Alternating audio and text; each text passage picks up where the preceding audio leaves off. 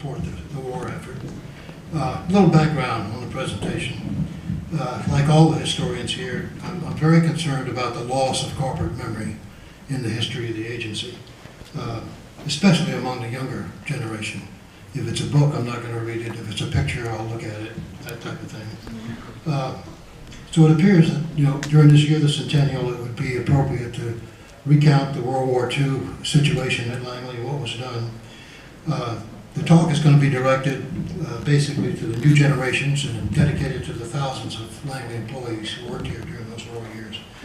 I heard a lot this morning from the former Senate directors talking about teamwork and people coming together, etc. Believe me, that generation had a team. They were at war, and there was no other thing on their mind.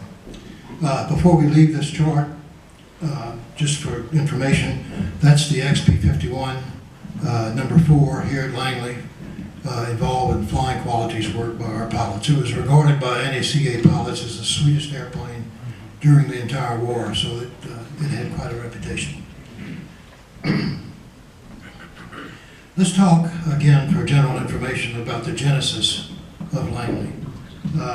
It started life as an NACA research laboratory, as you can see, and remained that way until 1958 with the formation of NASA. Everything I'm going to talk about today has to do with the NACA. Talk about the growth of Langley. For those of you that aren't familiar with the center and how it's grown through the years, this aerial view shows Langley Air Force Base.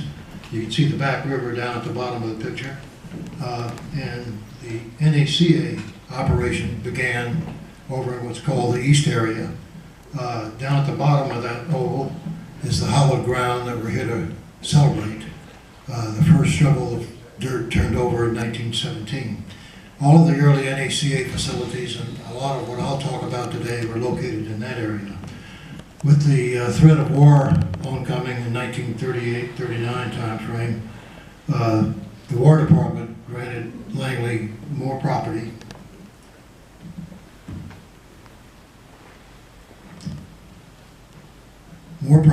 And we moved into what's called the West area, which of course is the current NASA main campus. But activities will be discussed today that included both those areas.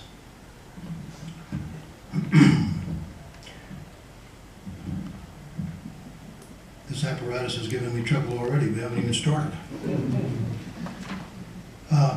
This is the outline.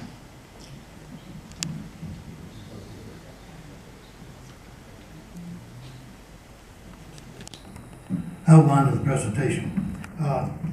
It was mentioned this morning by Dave. If you go out in the lobby area, you'll see members of the new Langley Hall of Fame inductees that were recognized for their superior contributions to the agency, both NACA and NASA. A lot of these people are contributed to the World War II activity, but there are literally thousands of people I could put in this category. Nonetheless, I've picked a few because I'll be using their names so often during the presentation. We're going to start off talking about pre-war activities because those things played a big role in what Langley actually accomplished during the war years.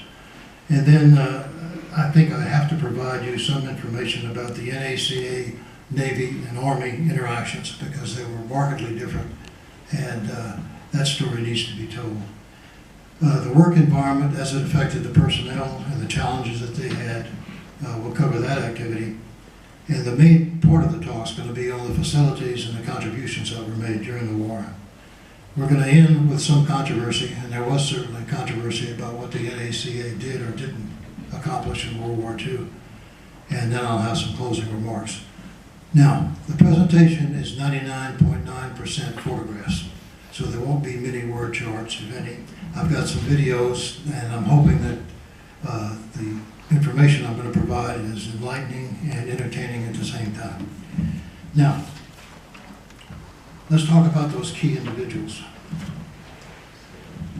These 4 people, I think, played a major role in what the NACA accomplished in World War II. George Lewis, he joined the NACA in 1919, and in 1924 he became its Director of Aeronautical Research. Many people consider him to be the father of the NACA aeronautical program. H.J. Reed was the second director, or as it was called in those days, engineer in charge.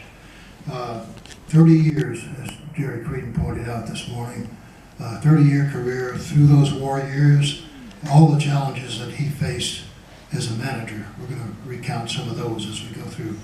Eastman Jacobs was one of the most brilliant aerodynamicists and engineers to ever work at Langley.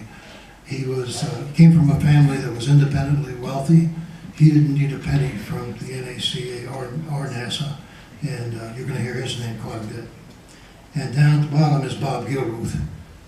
Bob started in the 1930s here at Langley, largely responsible for the pilotless aircraft research division and its work, basically considered the father of the NASA and space programs. So we'll be mentioning those names, and you'll be able to put them in against their accomplishments.